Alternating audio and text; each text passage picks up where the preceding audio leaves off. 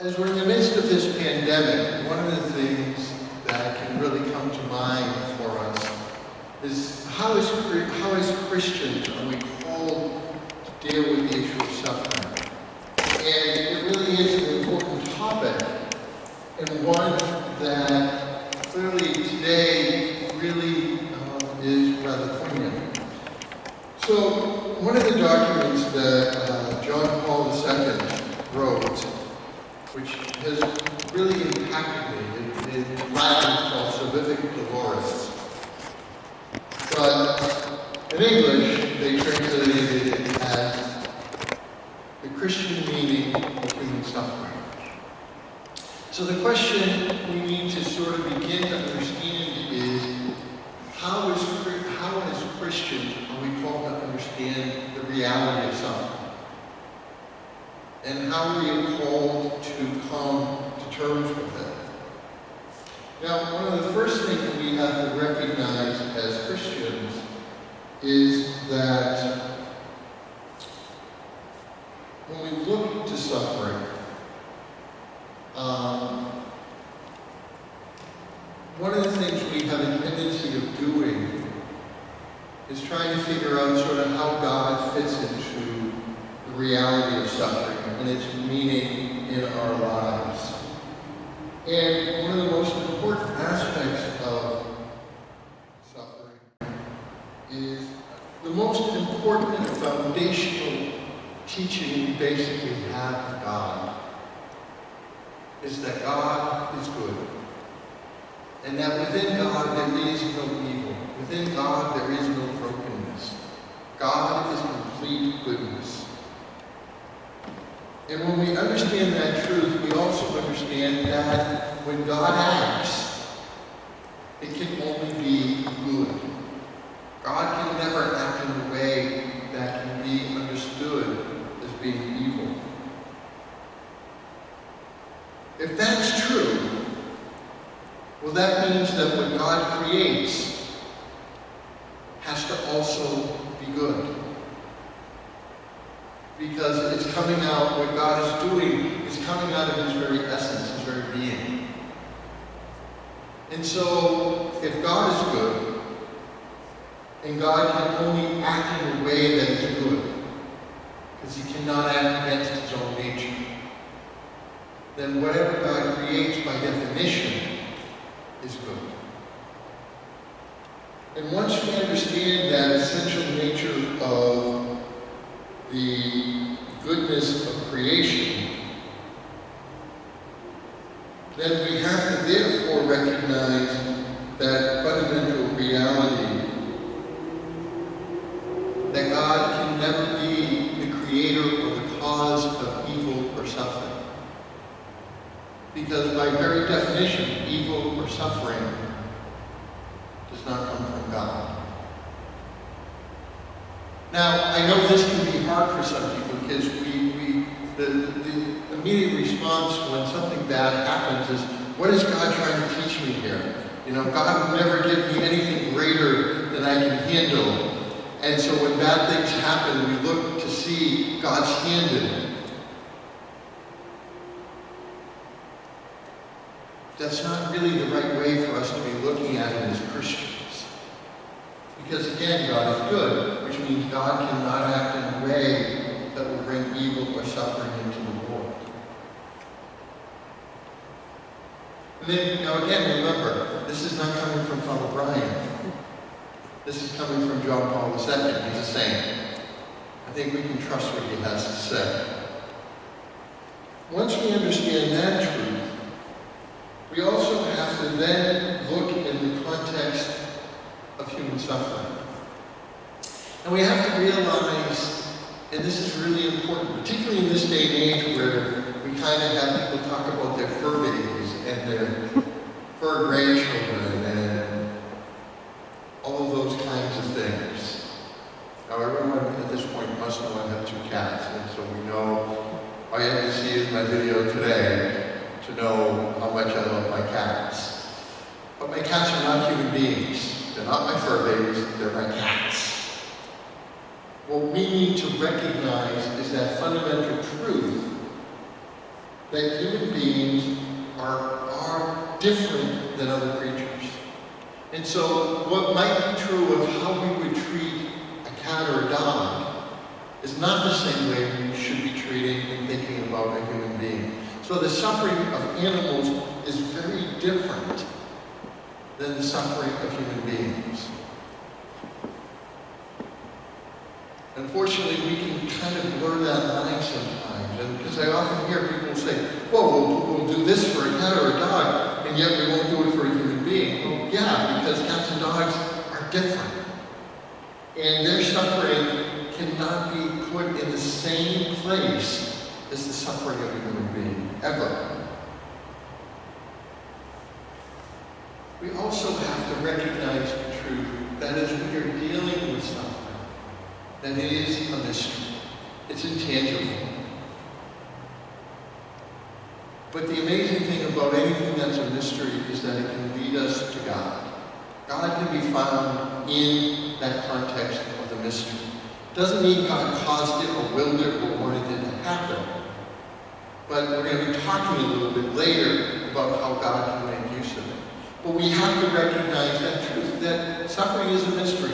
We're never fully going to comprehend or fully appreciate the reality of what it is. But we can begin to, when we begin to understand sort of the root of suffering and where it comes from, we can then begin to unpack a deeper sense of how we can place meaning within it. We also have to come to recognize that suffering is part of the human condition. And what do I mean by that? The human condition is sort of that context that we live in that's created because of the choices that Adam and Eve made. They made a choice to act contrary to God's will, and in that moment, they basically upset the entire balance of creation. And they brought into being, in a sense, I do put that in somewhat into quotes, they brought into being sin and suffering and evil. It didn't exist in the world until they made that choice to act against God. And that's what created the human condition, and that's what creates the context that we all now live in. That suffering and evil are part of the life that we live out. It was not part of God's plan originally, but it has become part of the reality of who we are. And so as we begin to understand that, it then leads us to begin to ask the question of, therefore, if God is not the cause of suffering, and we've established that God cannot be the cause of suffering, and if that's true, where does it come from? And essentially, we can look at all suffering as rooted in sin. And there are two ways we can sort of understand that. The first is what we've already started talking about, original sin. And the suffering that original sin brings in is when purely random things that are really bad that happen to good people for no good reason. You know, the 2-year-old who gets leukemia, or the mother of 4 who dies in a car accident, or, you know, the father who just drops dead of a heart attack with no warning. He's been healthy and he just drops dead of a heart attack. And all those kinds of similar things where we sit and we wonder, why did this happen? Why did God allow this? It comes back again to that real important question. Why did God allow this? It comes down to this one simple truth. If God stopped suffering, it would mean, and the only way God could stop suffering in the world is to take away our free will. Which means he'd have to take what makes us most human. And it would prevent us from being able to actually truly love. Because love has to be freely given. And so, yes, God could take suffering out of the world, but that meant humanity would cease to exist. Because the fundamental part of what makes us who we are is our ability to love. And the only way we can truly love is to choose, which means we may choose poorly, like Adam and Eve.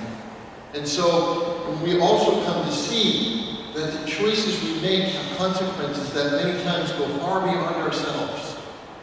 Every choice we make is like taking a rock and throwing it into a still pond. There will always be ripples. And those ripples will either bring about good or evil, all depending upon the choice we make. But there's also the sins that are rooted in what I like to call concrete sin. Concrete sin is where I individually choose to take an action that I know can cause harm, and I don't care. Some perfect examples of that. The Pinto. The Pinto, if you don't remember, was a car that Ford made that, when it was hit in a particular way in the rear, could blow up. Literally blow up, and whoever was in the car was going to die. Ford knew how to fix this problem. But they sat down and figured out that it was cheaper for people to die and be sued than to recall the Pinto. So they didn't let anyone know that the Pinto had a problem, because it was cheaper to them to let people die and to pay out whatever damages might come from that. Or if you remember the movie Erin Brockovich, which was based on a true story of this woman who discovered that this chemical company knew that they had poisoned not just wells, but the entire aquifer of an entire county.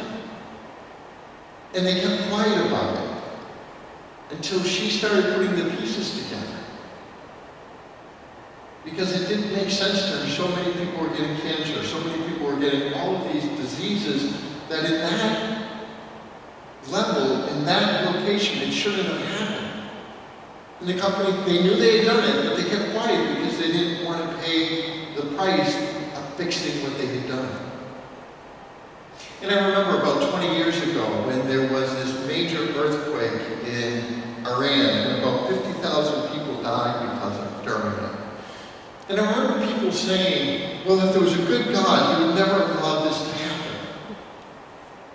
Well, afterwards, as facts started coming out, it came to realize that they built these buildings on a major fault line that they knew was there. And Iran has the same building codes that are on their fault lines that California does. But contractors paid off the people, the inspectors, so they used Saudi concrete, shoddy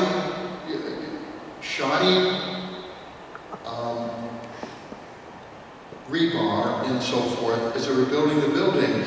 So when the earthquake hit, they didn't follow any of the building codes, so the buildings fell down. Somehow that was God's fault.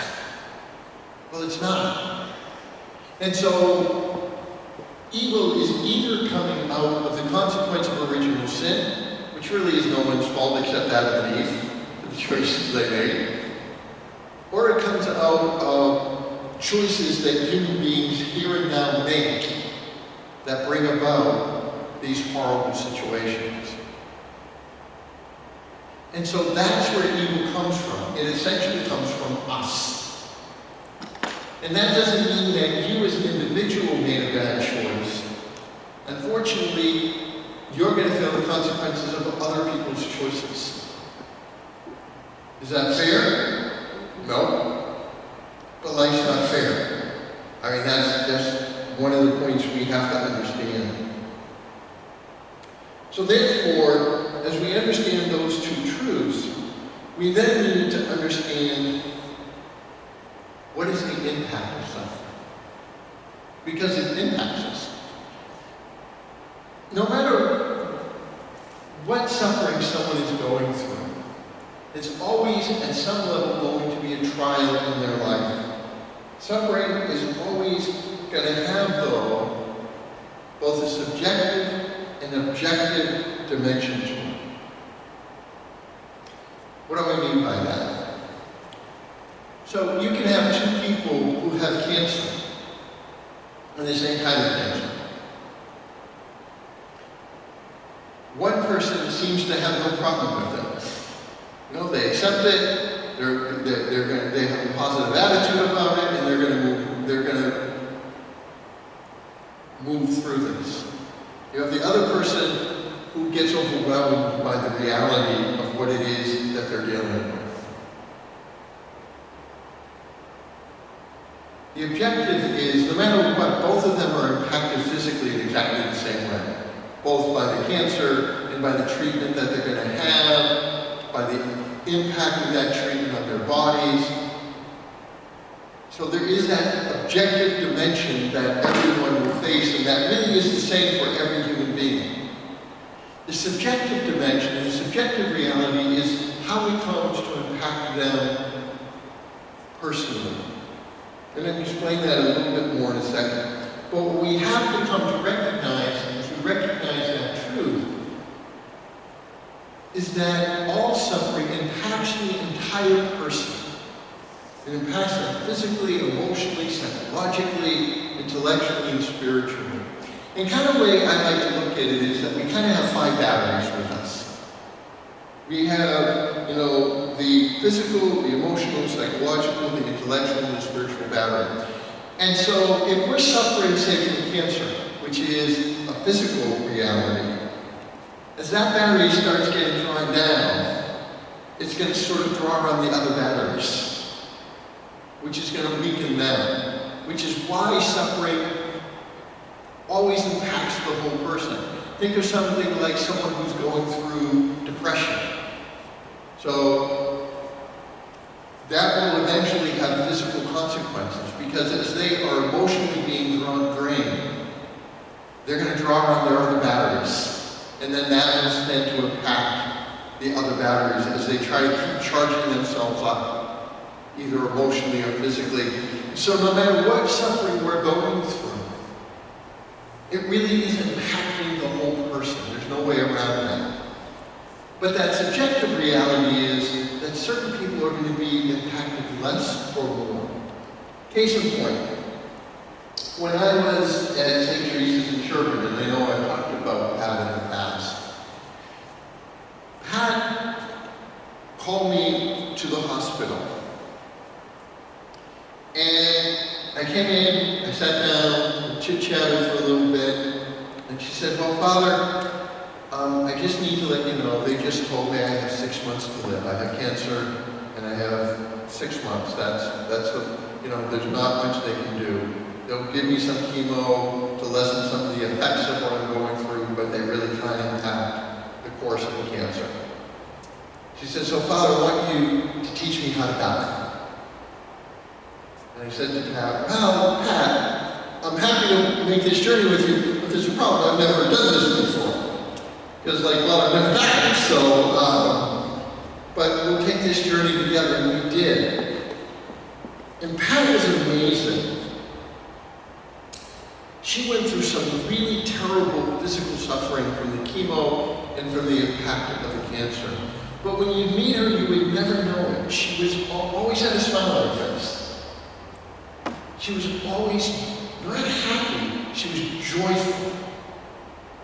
And I remember one day I came into St. Teresa's church, and the way St. Teresa's was set up, the tabernacle was off to the side by itself with chairs set around it so it was easy to come in and pray. And for some reason, every year, St. Teresa's got this infestation of ladybugs. We get like hundreds of them. And there were all these dead ladybugs around the tabernacle. And Pat, even though by this point was pretty weak, was on her hands and knees, picking up the ladybugs one by one and putting them in a bag because they were dead, and she didn't want all these dead ladybugs around her tabernacle. And the other thing I remember about Pat is one day we're sitting down talking about her struggle. And her struggle was this. She says, Father, I need your help with my friends. I said, what's the problem, Pat? She goes, I can't convince them to be happy about the fact that I'm dying. I'm like, okay, Pat, let's stop for a second. I understand by your faith, you're really looking forward to being with Jesus. And you see this as a really good thing. But remember, your friends are going to be left behind. And they're going to miss you. They're never going to be happy that you're gone. And she thought about it for a moment. And she's like, okay, that makes sense. But that's really how I never saw Pat in a bad mood. I never saw her struggle with her dying. I never saw her struggle with the chemotherapy that she had to go through. It was just part of the process for her. She was going to see her die, and that's all she cared about. Now, there are other people who I've dealt in those kind of situations who didn't quite have that same attitude. And what they had to deal with was truly a struggle with them. And that's what I mean about the subjective and the objective. Pat was still objectively impacted by what she was encountering. And it was impacting her person. But it never overtook her life. We also have to come to recognize that as we look at the impact of suffering, that it is both a communal and personal reality. It's kind of like what I just talked with Pat. You know, her dying was impacting the community around her, because Pat was such a wonderful person. And she had touched so many lives in so many powerful ways. And so it had, her suffering was impacting other people. And that's true of all suffering. Because no matter what, we're part of a community. And when we suffer, those who are part of our lives are impacted by what we are going through. It's called empathy. So once we understand that, we understand where suffering is coming from. We understand how it comes to impact us. The question we need to then understand is, how do we add meaning to suffering? What is the meaning of suffering? If God doesn't create it, well, that's one of the things we have to understand. If God doesn't create something, then it doesn't have any meaning. Well, at least in and of itself. Because when God creates, God's act of creation is what gives meaning to something. And since God didn't create suffering, it doesn't have any meaning in and of itself. And that's really important for us to understand. If suffering doesn't have any meaning of itself, where does that meaning come from? It comes from us. It comes from how we choose to respond to our suffering. It comes from how we decide that we're going to face what it is that suffering is doing. And the amazing thing is, though God does not cause suffering and does not want us to suffer, but we already understand where it's coming from and why it impacts us, what's amazing is God will make use of it in our lives if we allow Him to. Again, let me give another case in point. And again, it's my Uncle Tony, who I talked about in the video a couple of weeks ago.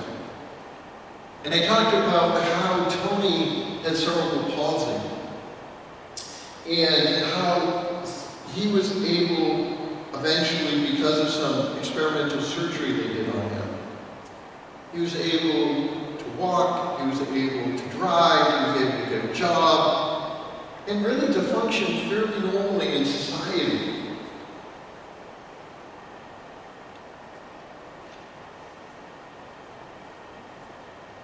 Tony could have very easily allowed his cerebral palsy to define who he was and what his life was. But he chose not to do that. I won't say he was always perfect at that, but he really did, for the most part, not do that. As I explained, he made the decision, as he worked at the VA, to drive people around the country. to Florida, to California, to Arizona, because they didn't have a way to get home. And so he chose to bring them home. And what was his reason? It was very simple for him. He recognized, as he said, they were worse off than he was.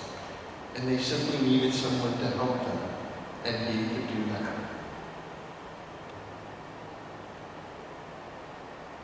He didn't allow his cerebral palsy to define how he was going to live his life. He well could have. And for him, it came out of his faith. He was very clear about that to me. I remember one day we talked about it. And he said, and I knew he was being honest about this. This wasn't just a statement from him. He said, if I could have taken a pill or said a prayer which would have taken my cerebral palsy away, I would never have done it. Because I know this is what brought me closer to Jesus.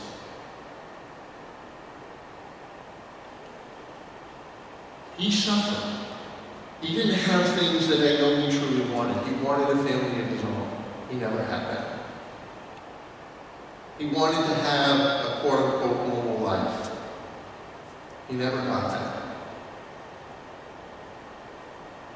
But he didn't let that stop him from living the life he knew God was calling him to do. He didn't allow his cerebral palsy to define the life he was going to live. And ultimately, that's what we're called to do. As we come to terms with the reality of suffering in our life. And all of us are going to face it, or have faced it, or are facing it right now. The question we have to ask ourselves is our suffering going to define who we are, or are we going to define our suffering? Are we going to take back control of the life we're living and hand it over to God? And that's where the meaning of suffering comes into. It is what I'm going to choose to do with it. And ultimately, it's up to me to figure out what I'm going to do. As we understand that,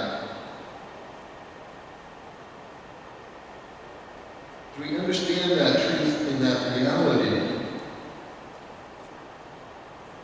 much like my uncle, how we begin to define our suffering, how we come to understand that suffering,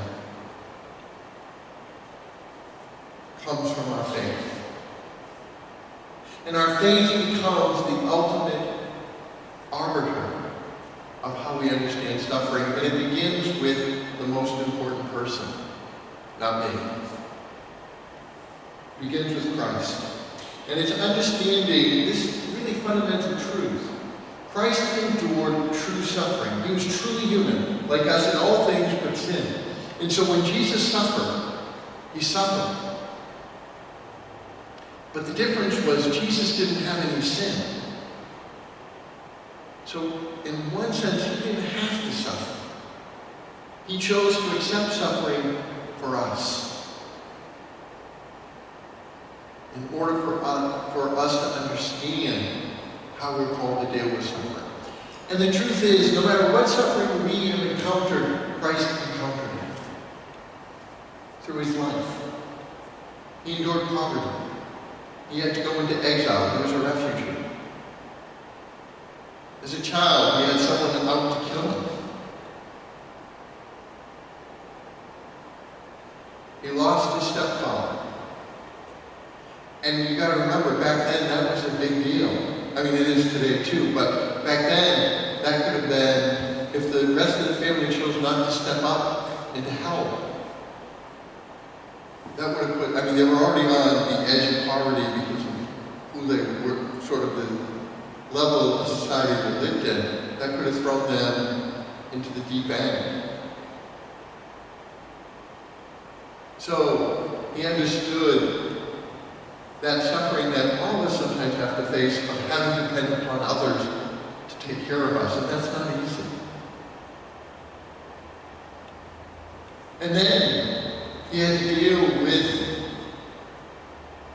during his ministry, people literally out to get him, insulting him, trying to trick him and trying to trap him. And then at the end, what happens? He's betrayed by one of his closest friends. He's denied by the other. And when he truly needs his friends, where do they go? They all run away. And he goes through physical and emotional torture as he's berated and insulted, as he's scourged and eventually crucified. He knows emotional, intellectual, physical abuse and torture. He understands suffering. And once we realize that, we come to recognize what Jesus said all along to us as his disciples. As they said, Jesus would have failed marketing 101 today. Because what is Jesus' response to his disciples? How are we called to follow him? It's not that you follow me and you will have all the greatest riches in the world. Every wish you could ever have will be met. Every desire that just comes to your thought will be fulfilled. No, that's not what Jesus says. If you're to be my follower, you have to take up the cross. Think about that. To take up the cross. And the cross becomes the foundation of our beginning to understand how we come to define and understand the meaning of suffering. Because what does Jesus do in the cross? It's in the cross that we begin to see the light of what? The resurrection. But how does Jesus encounter the cross? And this is how we're called to encounter suffering. Jesus humbles himself. Jesus empties himself. Jesus offers himself completely and totally to the Father. Jesus enters into suffering as sacrifice. And ultimately, it's an act of love. And so once we see and look to how Christ comes to this,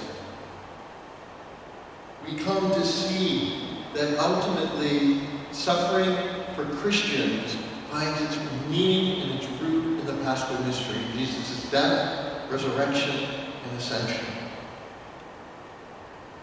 Because what we come to recognize in the resurrection, in his death, we know that the death is not the final statement. That's what I always say at funerals. We know this isn't the final answer. The resurrection is. And so, as Jesus suffered, whatever it is you're suffering, Jesus suffered it. And how did he deal with it? By knowing that the resurrection was coming. And that's ultimately how we are called to deal with suffering in our own lives. It's recognizing that truth of the resurrection. And so in Christ, suffering takes on a new content, a new context. Because we recognize that we will never suffer alone. He will never abandon or forsake us. So in the midst of our suffering, Jesus is with us because Jesus understands what we're going through because he did himself. And he will give us the strength to walk that line. Much like he gave strength to my uncle. Much like he gave strength to Pat. To deal with what it is they had to deal with. And so, as we come to seek to understand the meaning of suffering as Christians, it's found in the cross. It's found in his passion. It's found in the fact that Jesus did not allow the abuse that he endured, the betrayal, the denial, the rejection. He did not allow any of those to define who he was or what it was he was doing. Because ultimately, when they say to Jesus, if you're really the Messiah, Messiah, if you're really the Christ, come down from the cross. If you're really the Son of God, come down from the cross and save yourself. Jesus could have. He had the power to do that. But Jesus was not going to allow others to define his suffering. He defined it as an act of love. His concern and his suffering was not for himself. And we hear that in what he says. As he's walking along the roads and he comes to the women who are weeping, he's like, don't weep for me, weep for yourselves. And he's hanging on the cross. What does he cry out to the Father? Father, forgive them, for they do not know what they do. Through his suffering, he defines it not by what others are doing, not even by what he is physically, emotionally, intellectually enduring. He defines it by love. And so once we come to recognize that truth, what we come to recognize is that through Christ, through his cross, through his death, through his resurrection, we have a new situation for suffering that didn't exist prior. Honestly, human beings really couldn't give the meaning to suffering that needed to be given until Christ showed us the way. They could attempt to, but it was never going to have that full context until God came to show us exactly how to do it, as he did it himself. And so really, all suffering that we come to face, no matter what it is an opportunity to unite ourselves to Christ, to be one with him. Again, not because Christ wants us to suffer, but suffering is part of the human condition. It's not going away. Because God wants us to remain human. And so it's going to remain part of who we are. And so we can do something about it, though. We might not be able to get rid of the suffering, but we again don't have to allow it to define who we are. Rather, return to the power of the resurrection.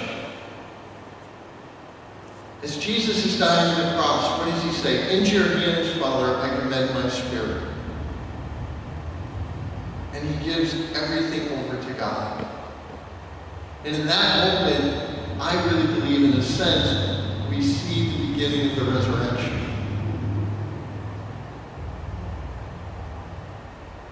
And once we realize that the resurrection is really the answer, what it begins to help us to see is that as we're in the midst of our suffering, there is a light. As Jesus suffered on the cross, because he told his disciples over and over again, yes, I'm going to die a horrible death. I'm going to die on the cross. I'm going to be brutalized. All the things are going to happen. But he didn't leave it at that. But 3 days later, I'm coming back.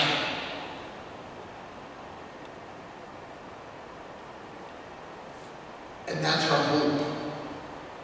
Think about it. If God could transform the moment of Jesus' death, and think about what the moment of Jesus' death really is. It's the moment when humanity basically said to God, we want nothing to do with you. We reject you. Literally, we spit in your face. And how did God respond in that moment? Basically, God said, I don't care. I love you anyway. Even though you just killed my son, I love you anyway. And in fact, I'm going to show you how much I love you. I am going to transform the greatest act of hatred against God into the greatest act of love towards humanity. I'm going to take the deepest moment of despair and turn it into the greatest moment of joy. I am going to transform the moment of death into life. The amazing thing about this moment, it's the moment where I think the devil really believed he had won. He had killed God. What he had really done but has lost the battle. The moment he crucified the Lord, our Lord, he lost. The battle was won.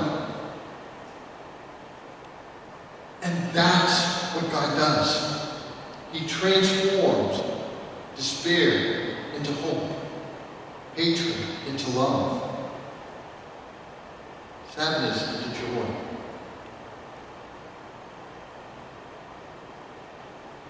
And the resurrection then is that light, that recognition that God can transform even this. Maybe not in the way we want him to it, and that's the most important part of this. It's recognizing who's actually in charge. And it's being willing to really embrace the cross, which means giving everything over to God, emptying ourselves, emptying our hopes, emptying our desires, not looking for what we think should happen. Because remember, Jesus asked, Father, take this from me, but not my will, your will. And that has to be the only way we can get to the resurrection is if we're willing to die to ourselves. And that's the glimmer of hope. That's the light. And so the resurrection gives us hope in the midst of our suffering.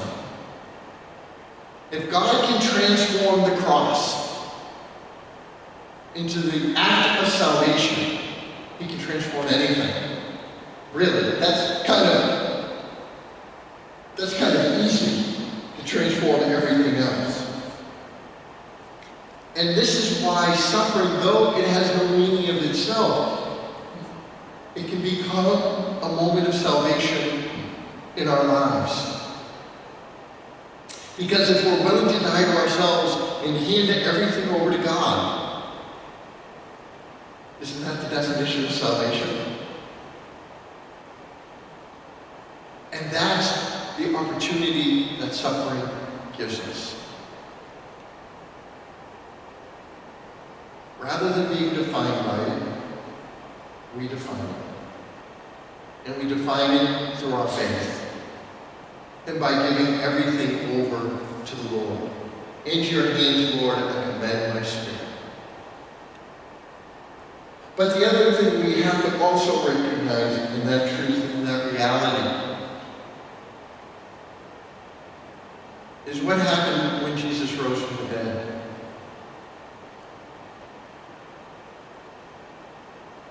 It doesn't take away the woundedness. The nail marks were still in his hand. The hole was still in his side. But there was something different about it now. It wasn't something to be afraid of. And that's what the transformation does. God's transformation is not going to necessarily take away the scars that we get from our suffering. But it will transform them and give them meaning. So this is something that John Paul II himself wrote about all of this. Those who share in the Christ suffering have before their eyes the paschal mystery of the cross and resurrection, in which Christ descends in the first place to the ultimate limits of human weakness and impotence. Indeed, he dies nailed to the cross. But if at the same time in this weakness there is accomplished his lifting up, confirmed by the power of the resurrection, then this means that the weakness of all human sufferings are capable of being infused with the same power of God manifested in Christ's cross. Basically, everything I just said is summed up. I guess maybe I could have just started with that and we could have gone home. But that's the power of the cross. And it's not a power of something that just happened 2,000 years ago. It's something that we can embrace every day of our lives. That's the whole point of the Eucharist. The Eucharist is our experience of the cross. This is why we truly believe the Eucharist is truly Jesus. not just a symbol. It is truly the Christ who gives himself to us to strengthen us in our suffering, in our brokenness, and in our need.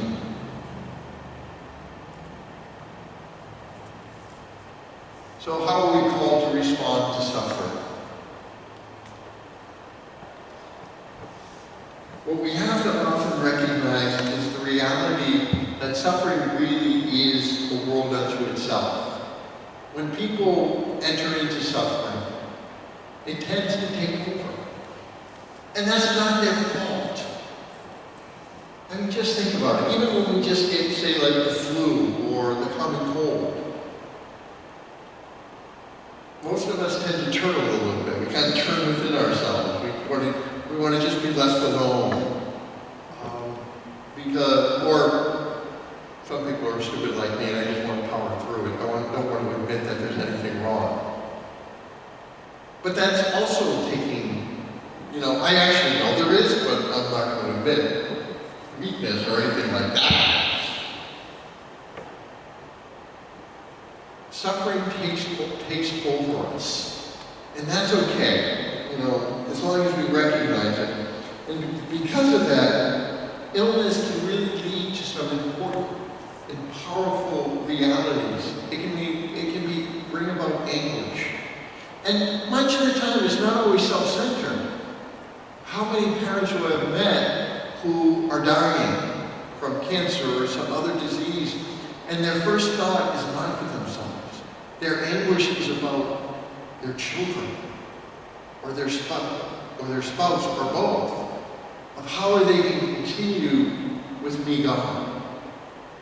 So it's not always that this stuff this inward turn is not always self-centered, but it's still truly real.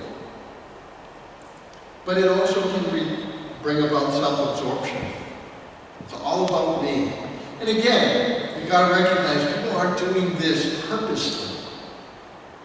Again, kind of think about the battery analogy I use. So as their bodies are being impacted, it's impacting everything else. And so it's harder and harder to be outward focused because they're just getting drained by what's happening. And so this sense of self-absorption in the middle of this illness is perfectly reasonable.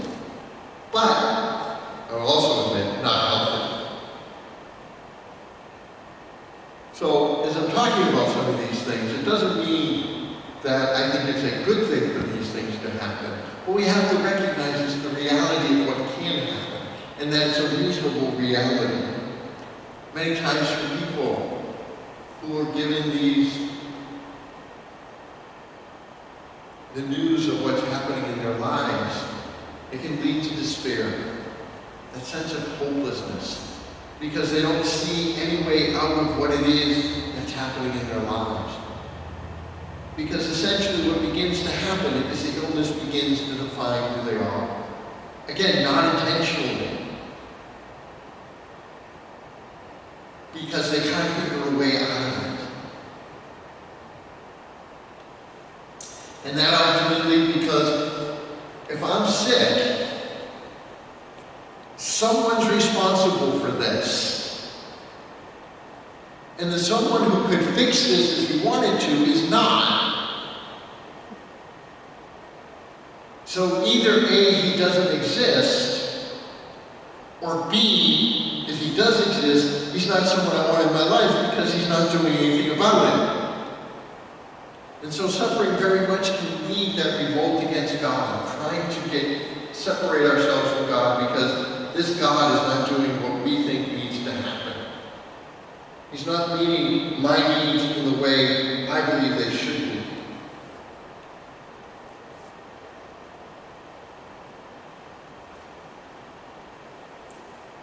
But ultimately, as we come to look on the part of the one who suffers, if they really open up to it, they can see that there's an invitation. Again, God doesn't cause suffering, but God is going to try to do something about it for us. Maybe He's not going to do it in the way that we want Him to, because the reality is God generally doesn't do things the way we want Him to, because, quite frankly, God sees the bigger picture. And He understands the best choices to make, and He's going to do things in the best way, which doesn't always meet our expectations. But there's an invitation to spiritual humanity, maturity, and that deepening of human dignity. Much like I said before, we can't treat human beings like animals. Because we're not. I mean, technically, yes, we are, but you know what I mean. We can do something other animals cannot. We can give meaning to suffering. And there is a dignity within humanity that is different than every other creature. No other creature is made in the image and likeness of God. Not even angels.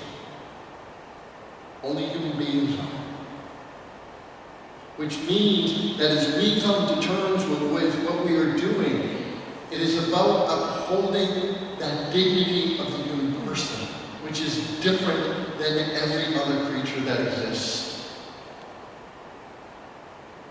And that's what we're called to do. And in our suffering, we're called to hear that invitation of our dignity, that suffering does not take away, does not belittle. In fact, it does the exact opposite. It allows us to unite ourselves to Christ, to be one in that reality, and to allow that dignity to grow. So, as we see what it is that the individual is supposed to do, and one last sort of example of this is, there's this great saint, Ludmila of Shida. Now, she lived in the 13th, 14th century. And Ludmila, when she was a little girl, she got sick, she got better, and she went out to the pond. It was in the winter, and it was frozen, so her friends were skating on the pond. And yes, they did that in the 12th and the 13th century. So she went out to go skating with her friends. And as she was on the pathway, a friend of hers was running up behind her, and the path was slippery and couldn't stop, and ended up ramming into Ludmila. She fell down, ended up cracking her rib. Now even back then, they knew how to deal with a broken rib, which was basically nothing. You can't really do anything for a broken rib except you bind up the area and keep it as tight as possible until it heals itself. That's all you really do, and that's basically what we do today, and that's what they did back then. They understood that. So they did what they were supposed to do with Ludmila to help it heal. For some reason, for her, it didn't heal properly. And I'm not going to go into all the details of what happened to this poor little girl over the years. But basically the way they described it was that it was like her body was decomposing while she was alive. She got this fissure that literally went from the top of her head down, her lip completely detached from the bone. She couldn't be in the same room with any light because she got light caused severe headaches and searing pain. And so she couldn't even have a fire in her room because it caused too much pain. And other parts of her body really, like I said, it was like decomposing while she was alive. So how did she deal with this? She had a parish priest who was a very good and holy man, who helped her basically to learn that her suffering could be a good, not just for her, but for others. If she really embraced the cross, because her suffering could not be healed. Even in today's society, we probably would not have been able to fix what was happening to this poor girl. But back then, they certainly couldn't. They tried, but there was nothing they could do. And so what she did, she took her suffering, she accepted it for what it was, and started offering it for other people. And she voluntarily asked God to give her more suffering. Suffering, as she said, and not in a masochistic way. Suffering became a joy for her, because it united her more and more deeply. The more she suffered, the more she felt connected to Christ. The more she connected to his suffering. And so suffering was no longer painful in a sense for her. And that's really what we're called to do in the response of our suffering. And she lived like this for, I believe it was almost 50 years. And once she understood the cross and suffering, she never complained again. Her life was simply about the needs of others and what she could do for them in the midst of her suffering. So now that leads us to sort of what we're called to do for those who are suffering. And ultimately, the role model for us is who? The Good Samaritan. And when we think about the Good Samaritan,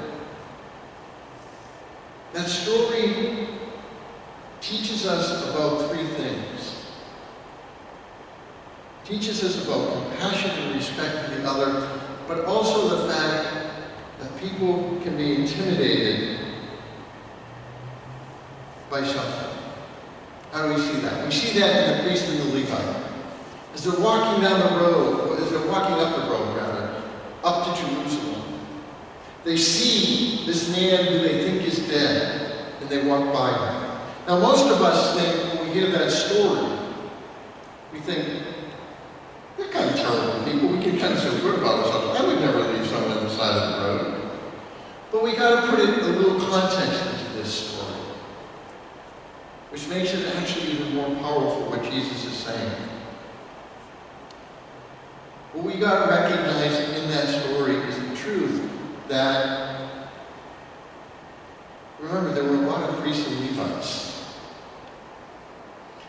And once a year, they got to do their service at the temple, and only once a year. The problem, and you did it for a week, and if you missed that week, you had to wait another entire year before you got to worship at the temple in that way, doing your duty as a priest or a Levite.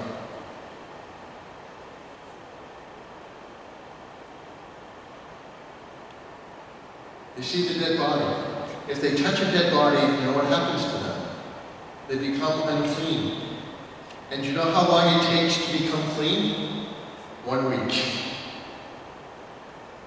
So if they go over and discover that it's truly a dead body, and they touch it, that means they have a whole other year before they can worship in the temple, doing their service at the temple.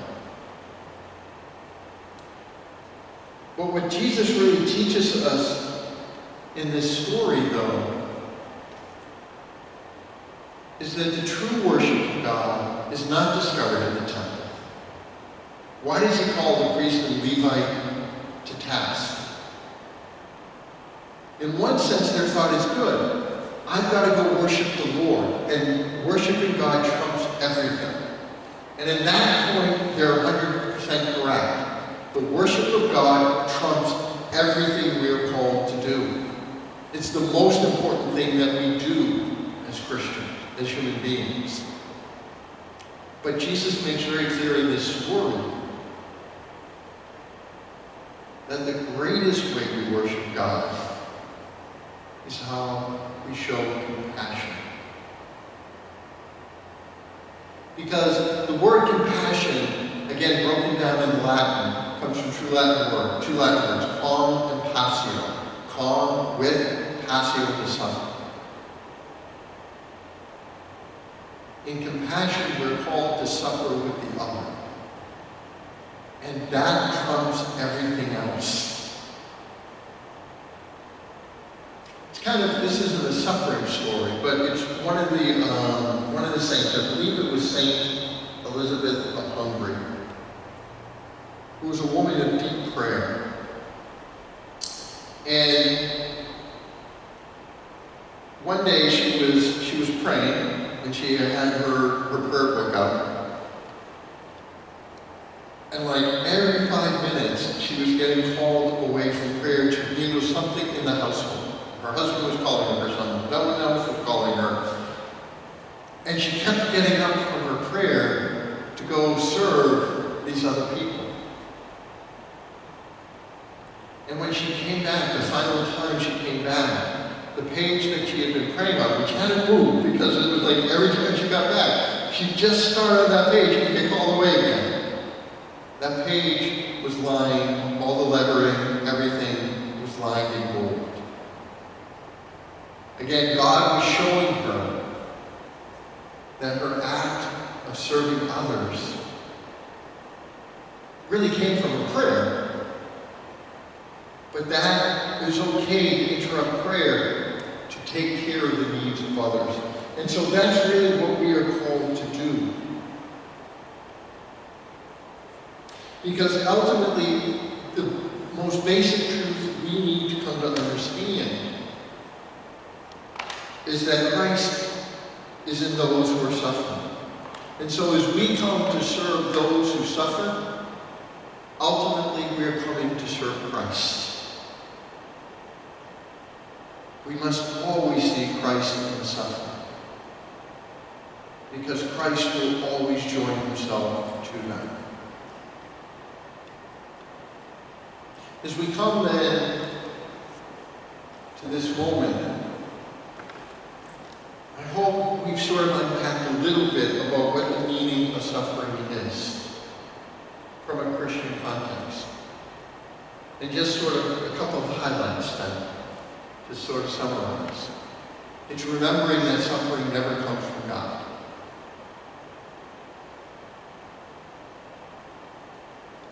That suffering truly does impact the whole person, but it's up to the person. So suffering will always be subjective and objective. Objectively, it impacts the whole person, and it impacts all of us in the same way, objectively. But subjectively, we get to decide what we're going to do with this. We get to define the suffering in our life.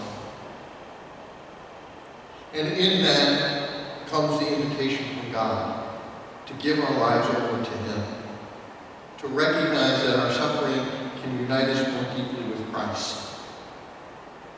And in that unity with Christ, we will find our true healing. Not necessarily physical or emotional or whatever, but we will find the healing we truly need. Christ is with us. He will never forsake us. He will never abandon us. He will never leave us. And that is the promise He has made to us. And so we need to decide, will suffering define my life, or will I define suffering? Will I allow myself to turn more deeply to the Lord, to allow the cross to be the foundation of who I am? And in that, become a model for others.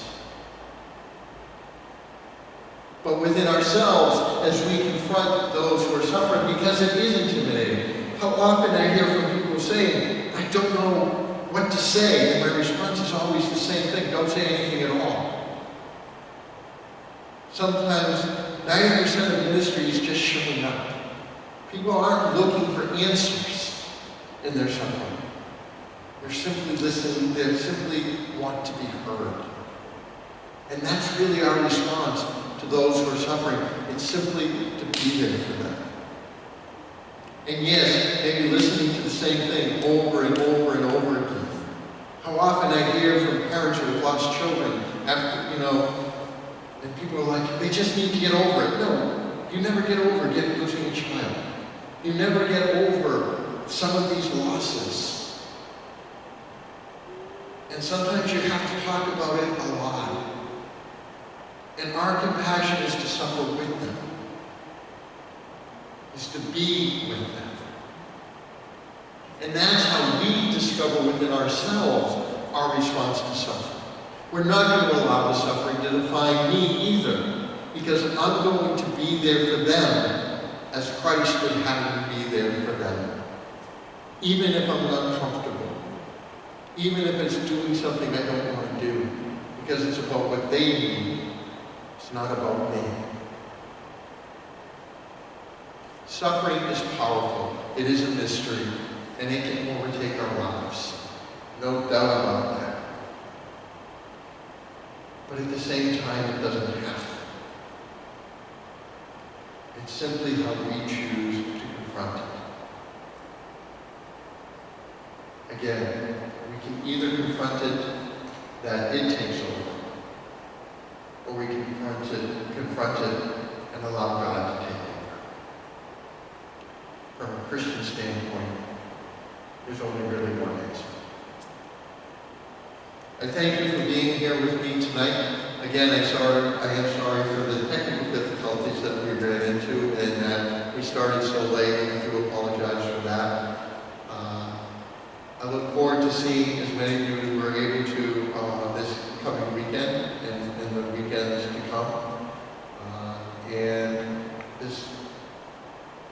Our suffering is not in this pandemic quite coming to an end yet, but my hope is that as we're facing it, that the discussion that we had tonight, this presentation, will help you to be able to confront whatever it is that you yourselves in this moment are going through. But just remember the self-limited truth. Whatever it is that we're confronting, Jesus is with you. God bless.